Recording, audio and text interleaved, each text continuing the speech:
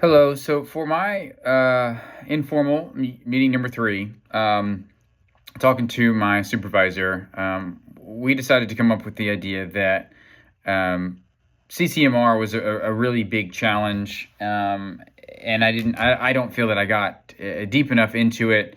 I mean, there was still some additional challenges and some things that I wanted to kind of talk about and let you know what I've investigated and some other things that I can do, not only to learn about it, but also to um, put a plan in place so that we are um, improving these numbers in the future.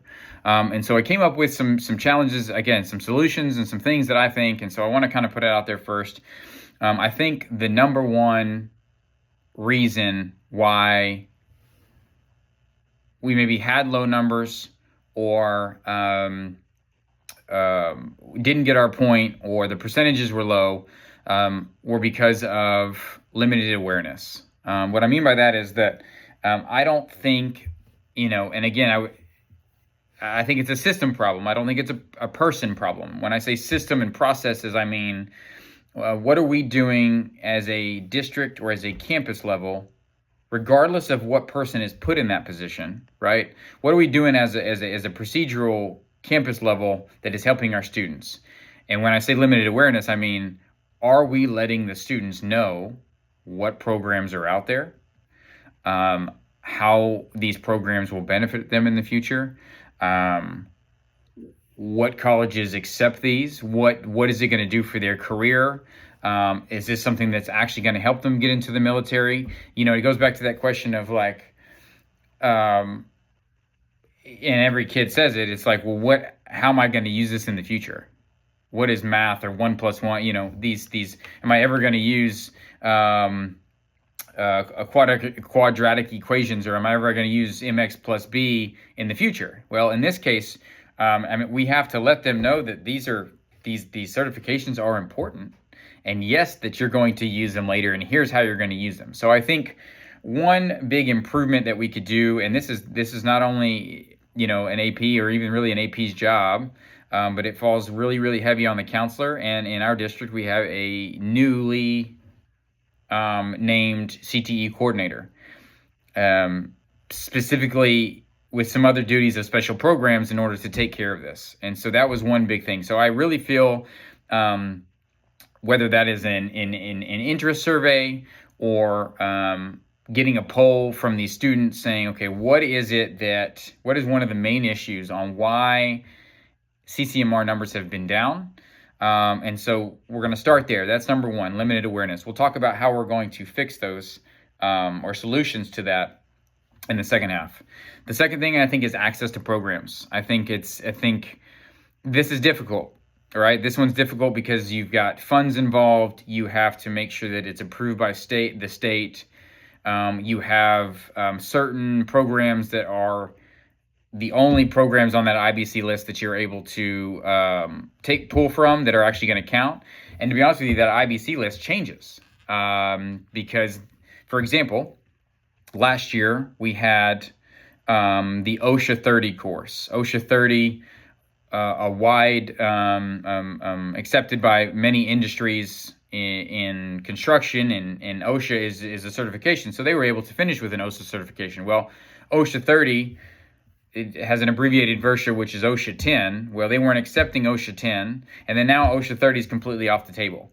And so as industry certifications develop and change, we also have to. Well, it's easier for them to change because they can just drop it. Whereas with us, we have to put plans in place to replace whatever we dropped, or realize, hey, now that is no longer a certification before the year starts of, hey, OSHA is not going to count for a point. So I think access to programs is a big one. I think access to dual credit opportunities, which also can count as a point, is difficult in smaller towns. We are in the process of building our dual credit program a little higher. Yes, there's always programs to link with different universities close by. That's something that has been kind of put on the back burner here. And so we are developing that as well. And then as far as actually passing the certification exams, I mean, a lot of them are digital. They're pretty intensive. And then when I say access to the actual program, we have to purchase it. They have to get a username. They have to get a password. They have to turn around and apply themselves, take the test, pass the test. I do know that the state of Texas pays for the first attempt, and then after that, it comes out of the school budget. So the second one is access to programs. I think we just have to make sure that to find out their interest and say, hey, here's a program that's going to get you from here, here, here, and here if you take it freshman, sophomore, junior, senior year.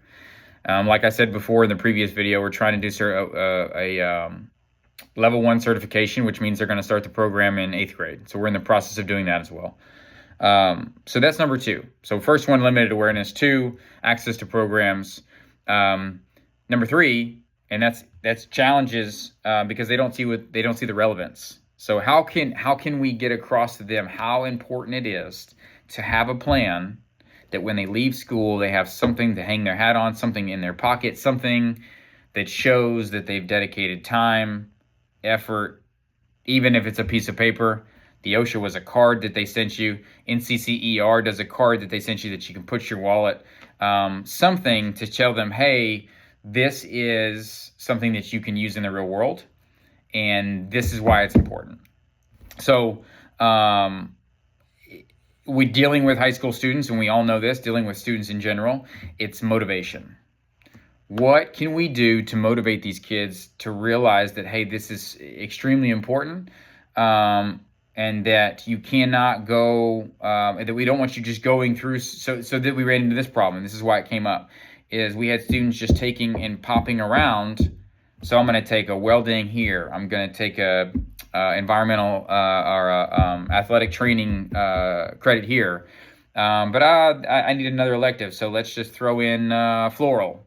And so the pathways part, which I understand why Texas is doing what they're doing, they want pathways so that you don't have these problems, and all you're doing is just getting a random assortment of electives and going, okay, let me see what's going to be fun, right? Let me see what I can get through, I can pass.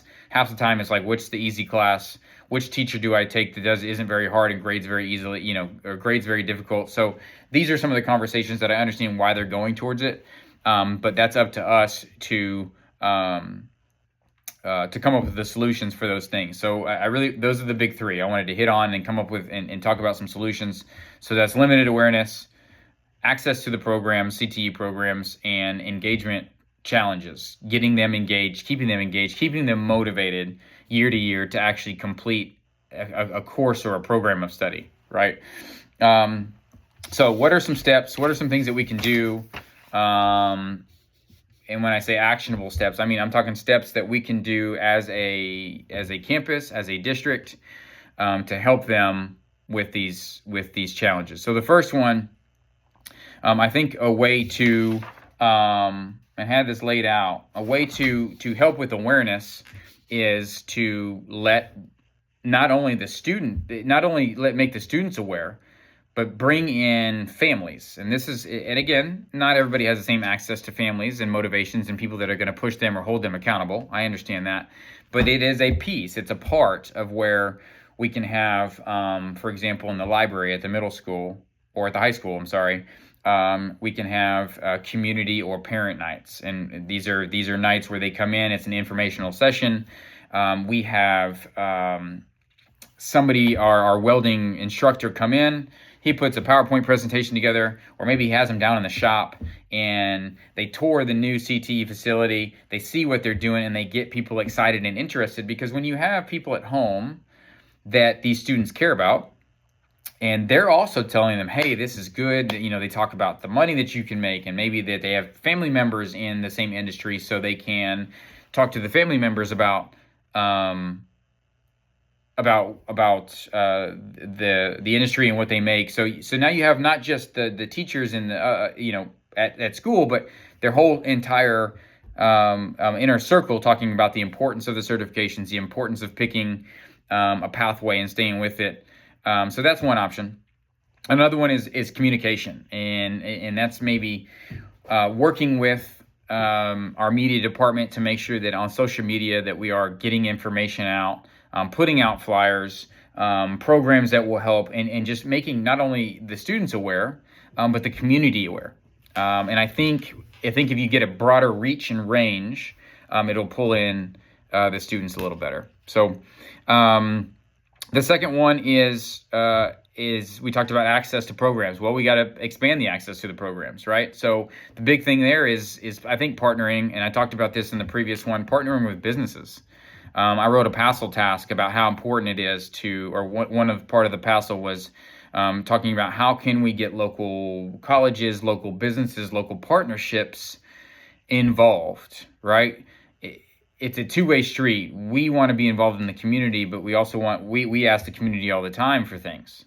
Well, it's like, okay, well, whether it's them bringing us food and different things or sponsoring things, they in turn ask us to be part of the community. So I think it's about finding out a way that we can get with other industries around. Here also we have a huge wood pellet plant, and so I think it's talking to the right people to make sure that we get these students involved, or even beyond that is getting them involved in some type of internship maybe.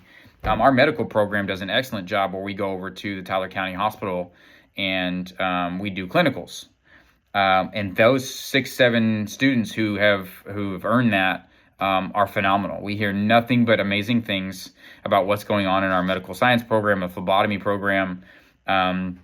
Medical assistant, I believe, is the other one that they can get. So our medical side is excellent. We have a lot of hospitals in the area that we work as partnerships. It's just expanding more of those type programs to other industries. So, and then the last one that we talked about. So our last one about engagement challenges. How do we get them excited? How do we get them wanting to do something? So I think that goes to, and this is not just CTE, I think this is across the board. You celebrate success. You recognize the accomplishments, right? And we had one last year, a senior who had already had her associate's degree before she walked at LIT, Lamar Institute of Technology, before she walked and graduated high school. And it was the first time that ever in our district did that happen. And we celebrated the heck out of it. So I think celebrations, anybody who's earning certification, social media is huge. These students get recognized at award ceremonies. You put them on Facebook, you put them on your school apps, and you blow it up. And then these people start commenting, and family members start commenting, and you give them shout outs over the intercom, and anything that shows these students are important, that what they did, that their hard work is recognized, that now people reach out and say, hey, how did they do it? And they hear these things. And so not only now do you have the trickle down effect of giving recognition to these students, that goes along with scholarships. So recognition, you tell certain people, certain donors, certain groups within the community now donates money to them in grant form or in scholarship form. You invite them to the board meeting, for example, and have them speak in front of the board, and then when other friends, of course, and family members and younger siblings, and so now you have the trickle down effect of the student last year who I talked about at LIT has a younger sibling who is in the high school, and you can tell this year after all that spotlight was on the sister that now he is fired up and ready to go, and wanting to now match her or be better than her, which is great, right? Because now she was the inspiration to follow suit behind sister who kind of went through the program. So I think those are, I kind of a little bit of a deeper dive into some of our reasons on why we were where we're at with numbers. I think that's 3 issues that were brought up, and I think that's 3 solutions that were brought up. Of course, we want to hit our accountability numbers, but as we know, Texas and accountability ratings and all the things that are happening on the back end isn't really what matters, whether we're an A, B, C, or D. It's really the commitment to these kids and preparing them for the future. It's putting programs in place. It's working together as a community. It's talking about, we're building awareness with the families and ultimately it comes down to what their future is going to be. So the reason I spent a lot of time on CCMR between the last video and this one is that I fully believe in the career world, the technical education world. I think with how we are dealing with technology on the daily, that is the future. And I think we just need to prepare and put things in place to support these students, not only as a campus, but as a district in that area. So again, thank you for everything.